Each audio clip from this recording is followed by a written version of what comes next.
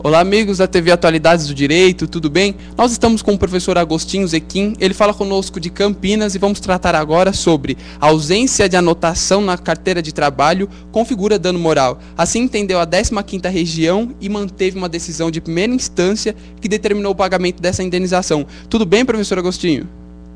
Olá, tudo bem? Professor, o que o senhor acha dessa decisão?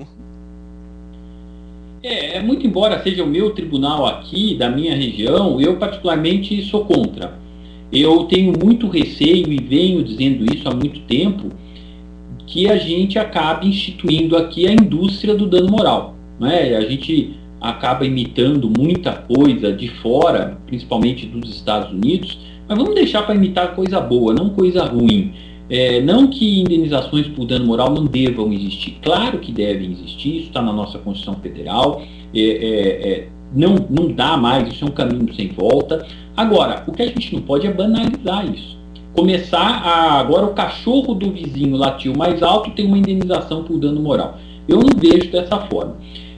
A falta de anotação na carteira de trabalho é evidente que é o desrespeito aos princípios básicos do direito do trabalho. Quando você contrata alguém como empregado, a primeira coisa que deve ser feita é a anotação na carteira. Esse documento existe para esse fim.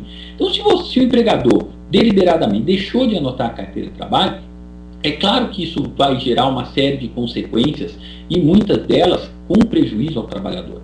Por exemplo, ele pode não conseguir fazer um financiamento, alguma coisa que precisasse demonstrar que ele tem um salário, que ele mantém um vínculo empregatício. Então, existem situações que de fato podem gerar algum tipo de prejuízo. Mas a gente não pode confundir o dano material, patrimonial, com o dano moral, o extrapatrimonial.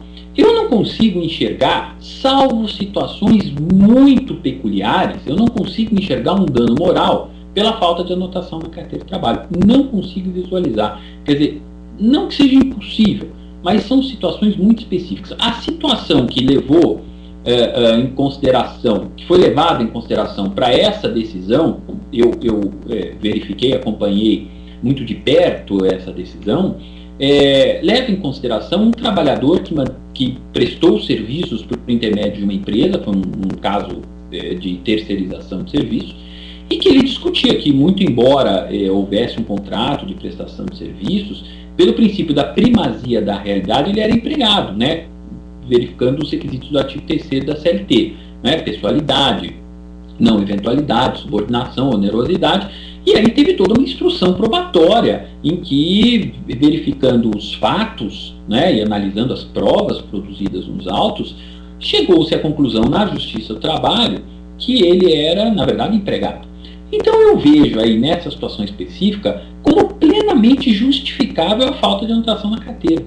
Plenamente justificável, porque a empresa entendeu que naquela situação específica, por não ser empregado e até por manter um contrato de prestação de serviços, ele era um trabalhador, mas não era empregado.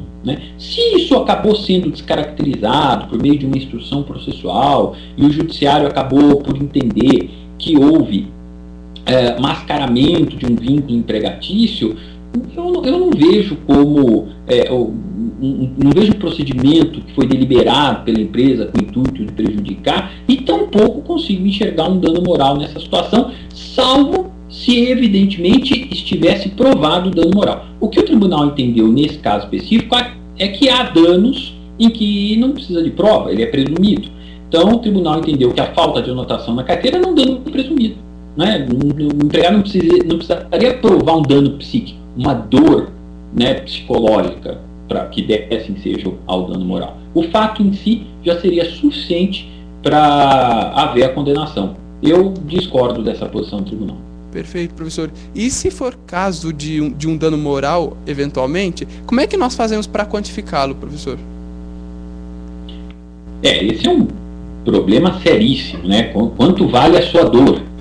Porque quando o dano é material, olha, eu deixei de fazer um negócio por conta disso, isso me trouxe um prejuízo de 1.000, 2.000, 5.000, 50 mil reais, aí é fácil, né? Porque é material.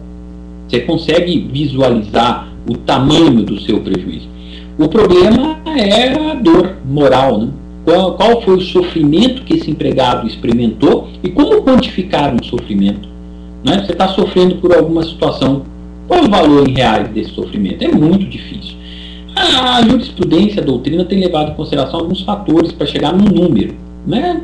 Nem sempre a gente vai acertar, mas leva-se em consideração muitas vezes o tamanho da ofensa moral, né? O tamanho do problema que enfrenta o trabalhador, a complexidade disso, e também, por outro lado, e isso é importante, o poder econômico do ofensor.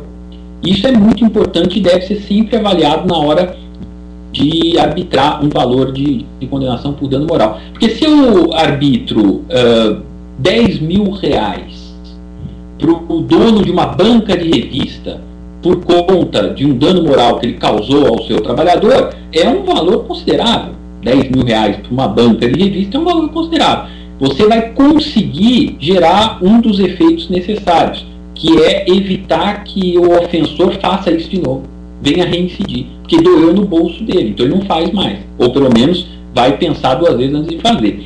Agora, 10 mil para uma empresa transnacional, que é uma empresa riquíssima, 10 mil reais não vai ter essa consequência pedagógica da empresa falar, olha, eu não vou fazer mais porque isso vai doer no meu bolso. Então, quer dizer, o poder econômico do ofensor deve ser levado em consideração na hora de arbitrar um valor de indenização por dano moral.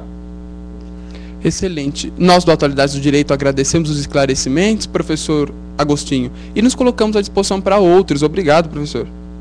Eu que agradeço. Até a próxima. Um abraço aos queridos alunos. Tchau, tchau. Obrigado, pessoal.